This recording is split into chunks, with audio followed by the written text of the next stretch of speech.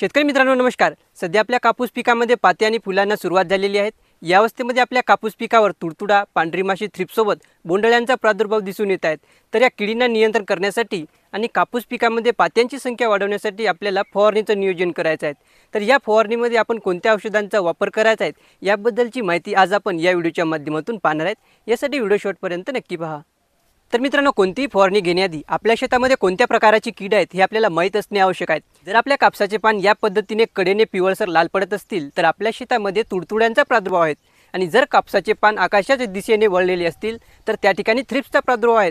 तर यानुसार आपल्याला कीटकनाशकाची निवड करायची आहे। कीटकनाशकामध्ये जर आपण आधीच्या फवारणीमध्ये फ्लोनिकामाइड म्हणजे उलालाचा वापर केलेला असेल तर आता या फवारणीमध्ये आपल्याला डायनोटोफ्युरॉनचा वापर करायचा आहे, जी आपल्याला बाजारामध्ये टोकन, ओशिन इत्यादी नावाने मिळतो। तर याचा वापर करताना आपल्याला एका एकरासाठी 60 ग्राम किंवा 15 लिटरच्या पंपासाठी 6 ते 7 ग्राम प्रमाणे याचा वापर करायचा आहे, जे बाजारामध्ये आपल्याला 250 ग्राम जवळपास 1350 रुपयामध्ये मिळून जातो। त्यामुळे आपल्या कापूस पिकातील मावा, तुडतुडा, पांढरी माशी नियंत्रण होण्यासाठी मदत होते। यासोबत बोंडअळी नियंत्रण करण्यासाठी आपल्याला ॲसिपेट म्हणजे आशाटापचा वापर करायचा आहे, 15 लिटरसाठी 30 ग्राम। यामुळे आपल्या कापूस पिकातील रस शोषण करणाऱ्या किडींसोबत बोंडअळींचं नियंत्रण सुद्धा होण्यासाठी मदत होईल।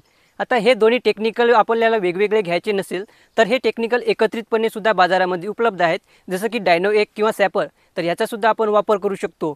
हे वापरताना आपल्याला 15 लिटरसाठी 25 ग्राम प्रमाणे याचा वापर करायचा आहे। जर आपल्याला आशाटापचा वापर करायचा नसेल तर आपण टोकनसोबत प्रोपेक्स सुपरचा वापर करू शकतो, 15 लिटरसाठी 30 मिली। यामुळे आपल्या कापूस पिकातील रस शोषण करणाऱ्या किडींसोबत थ्रिप्स आणि बोंडअळ्यांचा सुद्धा चांगल्या पद्धतीने नियंत्रण होण्यासाठी मदत होईल। आधीच्या फवारणीमध्ये प्रोपेनोफॉस झाला असेल तर या फवारणीमध्ये आपल्याला डेनिटॉलचा वापर करायचा आहे, 15 लिटरसाठी 30 मिली, जेणेकरून किडींमध्ये रोगप्रतिकारक शक्ती निर्माण होणार नाही। आणि जर आपण आधीच्या फवारणीमध्ये उलाला घेतलेले नसेल तर या फवारणीमध्ये आपल्याला अपाचीचा वापर करायचा आहे। अपाची 15 लिटरसाठी 16 ग्राम यासोबत प्रोपेनोफॉस याचा वापर करायचा आहे। यामुळे आपल्या कापूस पिकातील रस शोषण करणाऱ्या किडींसोबत थ्रिप्स आणि बोंडअळ्यांचं नियंत्रण होण्यासाठी सुद्धा मदत होईल। तर या पद्धतीने आपल्याला कीटकनाशकाची निवड करायची आहे। त्यानंतर पात्यांची संख्या वाढवण्यासाठी यामध्ये आपण टाटा बहारचा वापर करू शकतो, 15 लिटरसाठी 40 मिली, किंवा त्याऐवजी आपण फॅन्टॅक प्लसचा सुद्धा वापर करू शकतो, 15 लिटरसाठी 15 मिली याप्रमाणे।